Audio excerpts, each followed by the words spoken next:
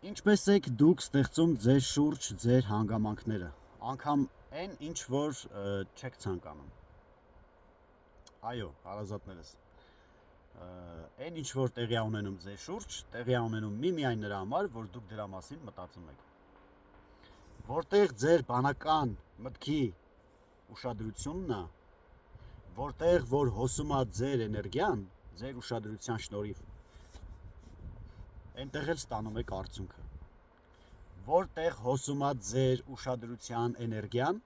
ուշադրությունը դա էներգիա է, որտեղ որ ուշադրությունն է, այնտեղ հոսում է էներգիան։ Որտեղ որ հոսում է էներգիան,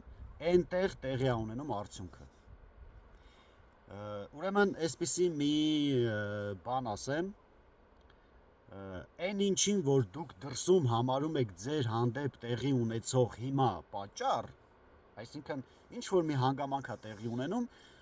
որը որ ինչ որ մի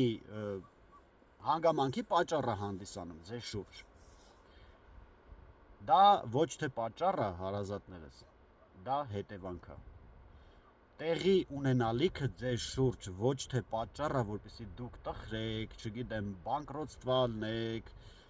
դժբախտանաք կամ երջանկանաք, դրանք ձեր ներսի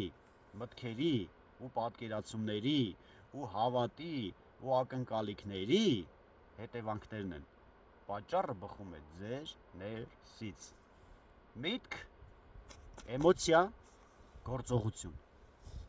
Այդ երեքը միասին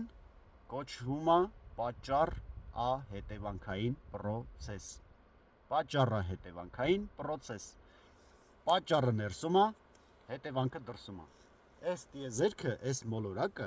ամբողջովին ձեր ներքին աշխարհի, ձեր մասին գիտելիքների, իմացությունների, ձեր աշխարհի մասին պատկերացումների արտացոլանքն է։ Այն ամենը, ինչ որ դուք ստանում եք դրսից, դա գալիս է համապատասխան ներսի, էմոցիա, միտք, գործողություն։ Մնացեք խաղաղությամբ։